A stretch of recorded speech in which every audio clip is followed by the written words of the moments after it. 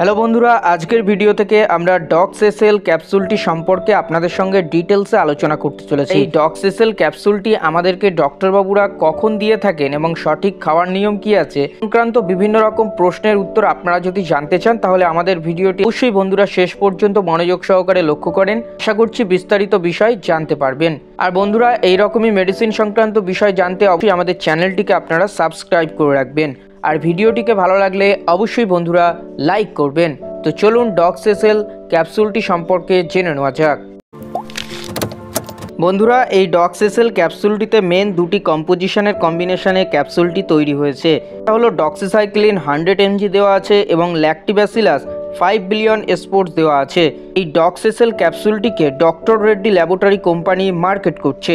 স্টিপে আপনারা 10টি ক্যাপসুল পাবেন। বর্তমান এমআরপি 120 টাকা। এই এমআরপি প্রতি বছর বাড়তে পারে। বন্ধুরা, আমরা জানবো এই ডক্সএসএল ক্যাপসুলটি কোন কোন রোগের ক্ষেত্রে আমাদেরকে ডক্টরবাবুরা দিয়ে থাকেন বা ডক্সএসএল ক্যাপসুলটির ব্যবহার ও বেনিফিট সম্পর্কে। সাধারণত এই ট্যাবলেটটি একটি অ্যান্টিবায়োটিক ট্যাবলেট রূপে দেখা হয়, তাই ব্যাকটেরিয়া সংক্রান্ত বিভিন্ন রকম সমস্যায় বডিতে ট্রিটমেন্টের ক্ষেত্রে এই ডক্সএসএল ট্যাবলেটটি ব্যবহার করা হয়। কোনো পেশেন্টের যদি ইউরিনারি ট্র্যাক ইনফেকশন হয়ে যায় সেক্ষেত্রে কিন্তু ডক্সএসএল ক্যাপসুলটি ডক্টরবাবুরা পেশেন্টদেরকে দিয়ে থাকেন। সাইনোসাইটিস, থ্রট ইনফেকশন বা কান বা নাকে কোনো রকমভাবে ইনফেকশন, এই ধরনের সমস্যাগুলি ব্যাকটেরিয়ার ইনফেকশনের ফলে বডিতে এই রোগগুলি ফুটে ওঠে। এই সমস্যাগুলিকে দ্রুত গতিতে কমাতে এই ডক্সএসএল ক্যাপসুলটি ডক্টরবাবুরা পেশেন্টদেরকে খাওয়ার পরামর্শ দিয়ে থাকেন। স্কিনে ব্রণ বা পিম্পল সমস্যা, এই ধরনের সমস্যা স্কিন ইনফেকশনের ফলে ফুটে ওঠে, সেই সমস্যাকে ট্রিটমেন্টের ক্ষেত্রে ডক্টরবাবুরা কিন্তু পেশেন্টদেরকে দিয়ে থাকেন। এছাড়াও এই ডক্সএসএল ক্যাপসুলটি ডক্টরবাবুর এক্সপিরিয়েন্সের উপর নির্ভর করে আরও বিভিন্ন রকম বডিতে ইনফেকশনের ট্রিটমেন্টের ক্ষেত্রে পেশেন্টদেরকে ডক্টরবাবুরা প্রেসক্রিপশন করে থাকেন ও খাওয়ার পরামর্শ দিয়ে থাকেন। দর্শক বন্ধু, গুরুত্বপূর্ণ বিষয় আমরা জেনে নেব যে ডক্সএসএল ক্যাপসুলটির খাওয়ার নিয়ম সম্পর্কে। অবশ্যই আপনারা কিন্তু ডক্টরবাবুর দেওয়া প্রেসক্রিপশনের গাইডলাইন ফলো করেই কিন্তু ব্যবহার করবেন।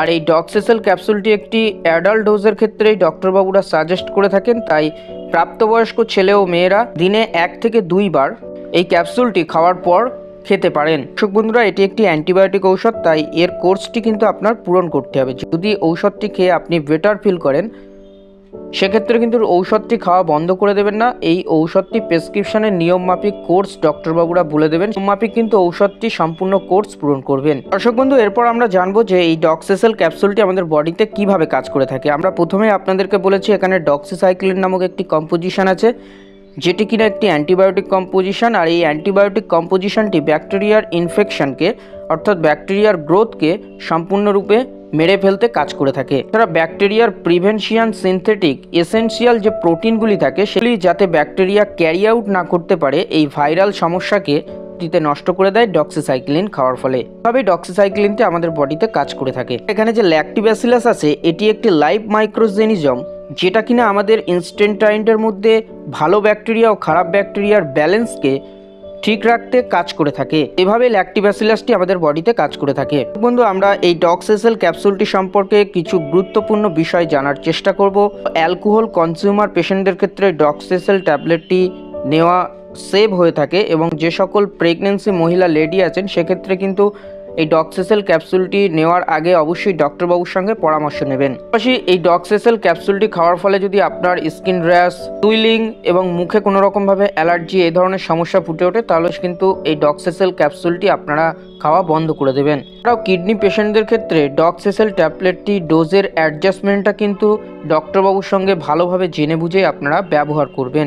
দর্শক বন্ধু, এই ডক্সএসএল ট্যাবলেটটি যদি আপনারা ওভারডোজ করে থাকেন তাহলে কিন্তু আপনাদের বডিতে বিভিন্ন রকম সাইড ইফেক্ট হতে পারে, যেমন নজিয়া, ভমিটিং, স্টোম্যাক পেন, এই ধরনের বিভিন্ন রকম সমস্যা ফুটে উঠতে পারে। তাই অবশ্যই কিন্তু ডক্টরবাবুর প্রেসক্রিপশনের গাইডলাইন ফলো করে আপনারা ঔষধটি টাইম টু টাইম ব্যবহার করবেন। বন্ধু, এই ছিল আমাদের আজকের ছোট্ট ভিডিও ডক্সএসএল ক্যাপসুলটি সম্পর্কে সম্পূর্ণ বিষয়। আশা করি আপনারা বুঝতে পেরেছেন। যদি ভিডিওটি ভালো লাগে অবশ্যই আপনার পরিবার ও বন্ধুদের মধ্যে শেয়ার করতে ভুলবেন না। আর এইরকমই মেডিসিন সংক্রান্ত বিষয় জানতে ও বুঝতে অবশ্যই আমাদের চ্যানেলটি কিন্তু সাবস্ক্রাইব করে রাখবেন। দেখা হচ্ছে নতুন আরেকটি ভিডিওতে। সকলেই সুস্থ থাকবেন, ভালো থাকবেন।